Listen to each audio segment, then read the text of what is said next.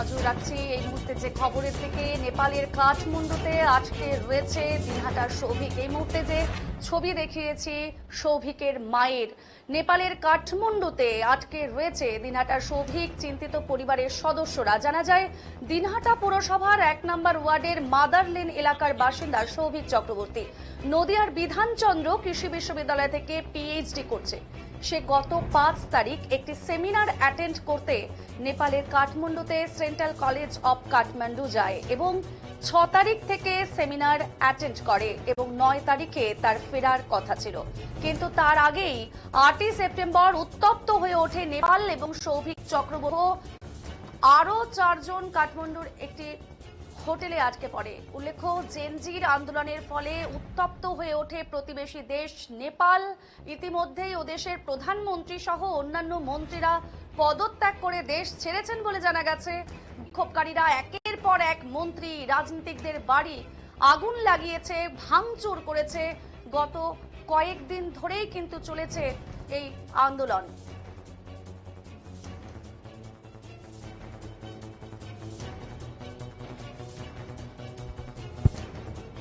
বিধানচন্দ্র কৃষি বিশ্ববিদ্যালয়ের agricultural scholar এবং নমস্কার, আমরা বিধানচন্দ্র কৃষি বিশ্ববিদ্যালয়ের এগ্রিকালচারাল স্কলার এবং একজন central agricultural university PhD scholar. আমরা নেপালের কাঠমান্ডুতে world congress in climate change and its effect, এটা সেন্ট্রাল কলেজ কাঠমান্ডুতে অনুষ্ঠিত হয়েছিল 6 সেপ্টেম্বর থেকে 8 সেপ্টেম্বর পর্যন্ত, এবং আমরা নেপালে এসেছি 5 সেপ্টেম্বর।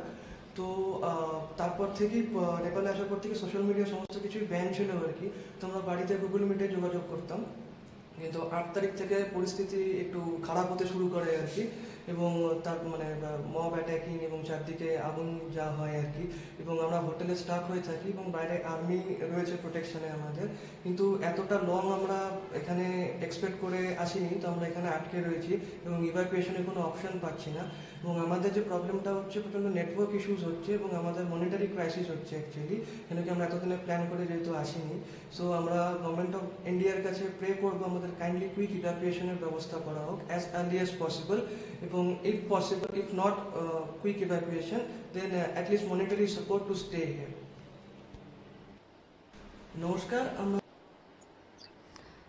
দেখালাম সেই ভিডিও বার্তা সৌভিক চক্রবর্তী, তার সাথে রয়েছেন কিন্তু আরো 3 জন, সেটাও দেখা যাচ্ছে। এবং এই যে ভয়ানক পরিস্থিতি নেপালের রয়েছে, ঠিক তার মধ্যেই ছেলে আটকে রয়েছে সেখানে দিনহাটার পড়ুয়ার জন্য। স্বাভাবিকভাবেই চিন্তিত তার পরিবার। এ প্রসঙ্গে সৌরভ চক্রবর্তীর মা কাকলি চক্রবর্তী জানিয়েছেন প্রত্যেক দিন ছেলের সঙ্গে যোগাযোগ রাখা হচ্ছে। সৌভিক চক্রবর্তী একটি সেমিনারে গিয়েছিল এবং যে টাকা নিয়ে গিয়েছিল তাও ধীরে ধীরে শেষ হয়ে যাচ্ছে।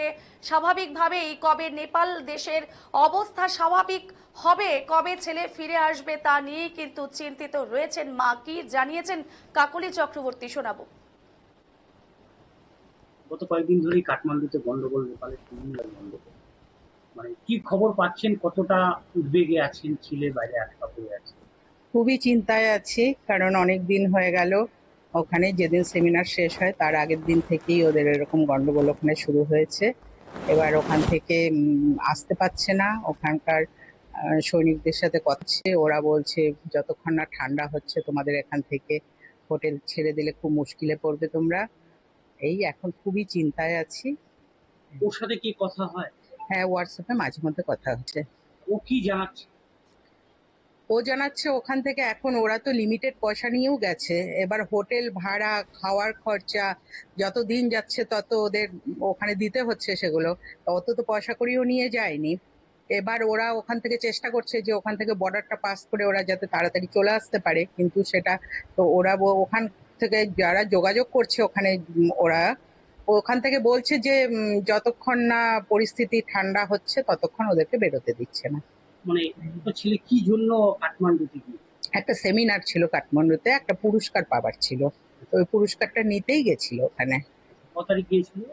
গেছিল 5 তারিখে এখান থেকে রওনা দিয়েছে, 6 তারিখে গিয়ে কাঠমান্ডুতে সেমিনারটাতে অ্যাটেন্ড করেছে। আপনারা কয় যে গন্ডগোলটা লাগলো, মানে আগে হয়েছে না ওই খবর পেয়েছে? না, আগে বলতে নিউজেই প্রথম দেখলাম, নিউজে দেখার পরেই তারপরে শুনতে পারলাম, তারপরে ছেলেকে ফোন করলাম, তখন ও বললো যে এরকম হঠাৎ করে আমাদের যেদিন সেমিনার শেষ সেদিন থেকেই গন্ডগোলটা এরকম শুরু হয়েছে। তারপর থেকেই কি ওরা হোটেলে রয়েছে? হ্যাঁ, তারপর থেকে হোটেলেই আছে। আর আপনারা কি এমনি প্রশাসনের পক্ষ থেকে কেউ এসেছিল বা আপনারা কি কোনোভাবে যোগাযোগ করেছিলেন তার সাথে? না, প্রশাসনের পক্ষ থেকে কেউ আসেওনি, আর সেরকম কারোর সাথে যোগাযোগও করতে পারিনি। ইউনিভার্সিটি কর্তৃপক্ষ কিছু জানিয়েছে আপনাদের? হ্যাঁ, ইউনিভার্সিটি কর্তৃপক্ষ আমাদের কিছু জানায়নি, কিন্তু ওদের স্টুডেন্টদের ফোন করেছিল, ফোন করে বলেছিল তোমরা যেখানে আছো ওখানে থাকো, দরকার পড়লে আমরা কিছু আর্থিক যদি সাহায্যের দরকার পড়ে আমরা সেটা দেবার চেষ্টা করব। কি নাম? কাকুলি চক্রবর্তী। এদিন সৌভিক চক্রবর্তী ভিডিও কলের মাধ্যমে বর্তমান পরিস্থিতির কথা কি জানিয়েছেন শুনে নেব।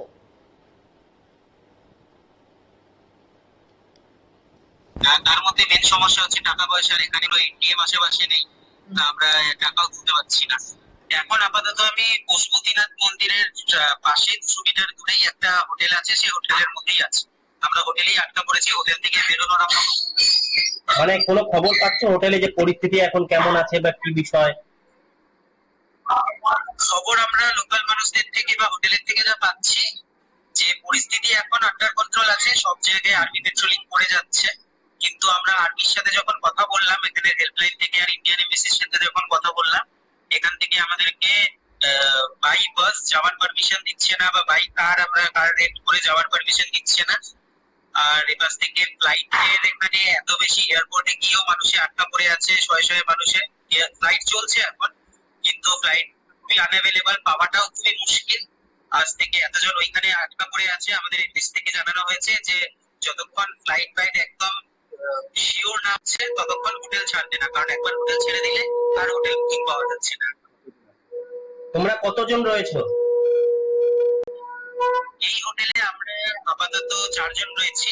4 জনই মধ্যে 3 জন ওয়েস্ট বেঙ্গলের, একজন ত্রিপুরা, এবং এছাড়া আশেপাশের হোটেল মিলিয়ে আমাদের প্রায় 40 জন 45 জন মতন আছে আশেপাশের হোটেল মিলিয়ে। কিন্তু সবাই মানে নিজেদের গ্রুপ গ্রুপ হিসেবে আছে, কারণ এই খাওয়া দাওয়ার সমস্যা, এইসব সমস্যা, দোকানপাট খোলার সমস্যা, এইসবে একসাথে গ্রুপ হিসাবে কিছু করা যাচ্ছে না।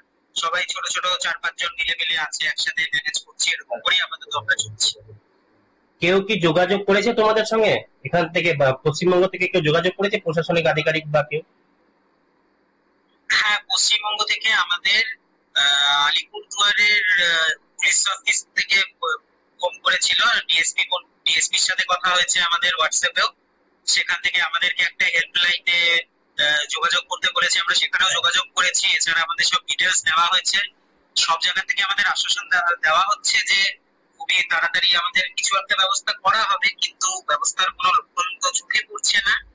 আর আমরা কতদিন, মানে সবাই এখানে আমাদের বলে যাচ্ছে হোটেলের থেকে যাওয়ার জন্য, কারণ বাইরের পরিস্থিতি খারাপ হয়ে যেতে পারে রাস্তার যে কোনো সময়। কিন্তু হোটেলেও আমরা যে কতদিন থেকে উঠতে পারবো, টাকা পয়সা আমরা উঠাতে পারছি না। আর এখন এরকম করে করে ফাইন্যান্সিয়ালি একদম লিমিটে চলে এসেছি আমরা।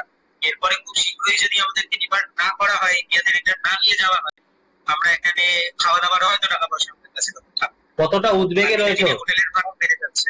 কতটা উদ্বেগে রয়েছে?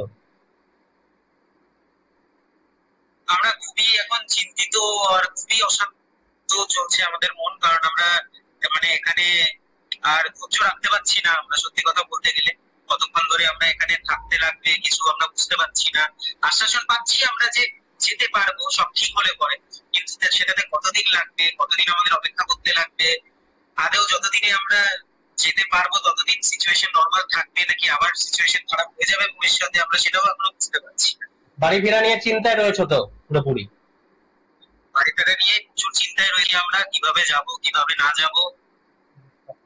যে পুরস্কারটা নিতে গিয়েছিলে সেই পুরস্কারটা কি পেয়েছো, দেওয়া হয়েছে? হ্যাঁ, পুরস্কার আমরা পেয়েছি।